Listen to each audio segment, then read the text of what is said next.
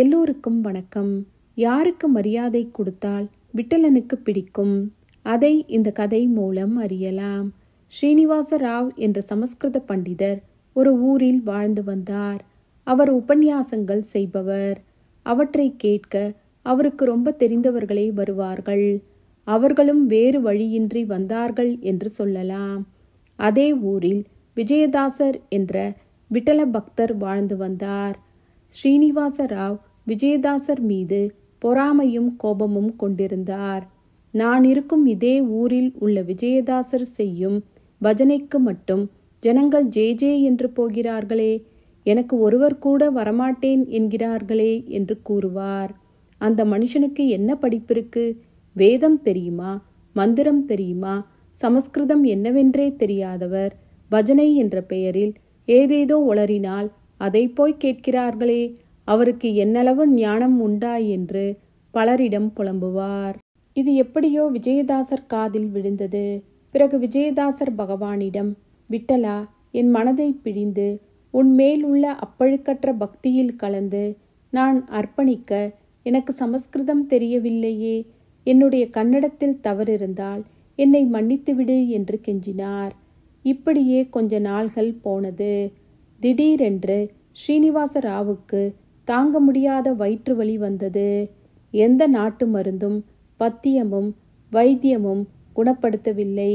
அப்போது ஒருவர் சொன்னார், நீங்கள் உடனே திருப்பதி சென்று ஸ்ரீனிவாச பெருமாளை வேண்டிக் கொண்டால் வயிற்று வலி குணமாகும் என்றார்.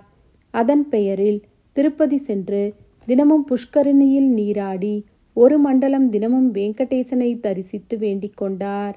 அந்த இரவு வெங்கடேச பெருமாள் கனவில் தோன்றினார்.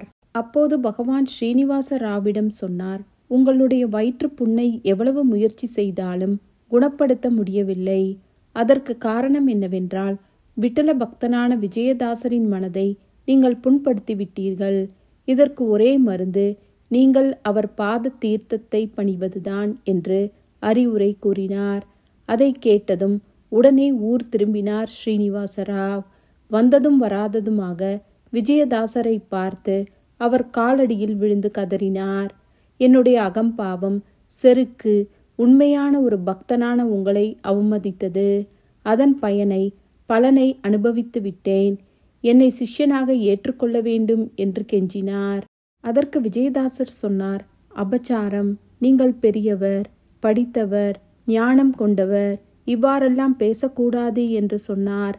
உடனே ஸ்ரீனிவாச ராவ் சொன்னார், வெங்கடேசன் கனவில் தோன்றி உங்களை மதித்து உங்களுடைய பாத தீர்த்தம் பெற வேண்டும் என்று சொன்னார் என்று சொன்னவுடன் பாத தீர்த்தத்தை பெற அனுமதித்தார் விஜயதாசர்.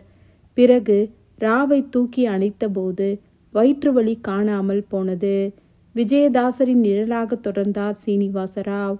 ஒரு நாள் ஸ்ரீனிவாச ராவ் சொன்னார், எனக்கு விட்டலனின் தரிசனம் வேண்டும் என்று கேட்டார். அதற்கு விஜயதாசர் சொன்னார், நீங்கள் பண்டரிபுரம் செல்லுங்கள், விட்டலன் அருள் புரிவார் என்று கூறினார். உடனே ஸ்ரீனிவாச ராவ் பண்டரிபுரம் சென்றார். அங்கு போய் சந்திரபாகா நதியில் நீராடினார். அப்படி நீராடும்போது தலையில் நங் என்று ஒரு இடி இடித்தது. அது என்னவென்றால் விட்டலனின் அழகிய ஒரு சிலை.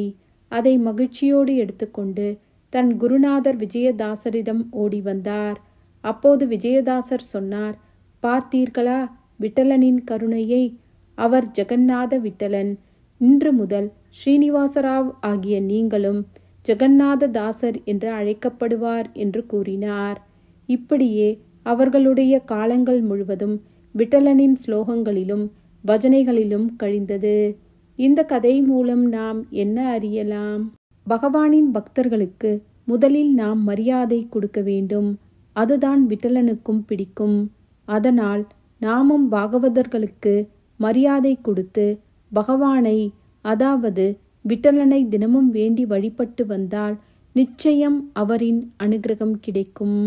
அது மட்டும் இல்லாமல் நம்முடைய வாழ்வில் சுபிக்ஷமும், நம்முடைய வாழ்விற்கு பிறகு மோட்ச பதவியான வைகுண்ட பதவியும் கிடைக்கும்.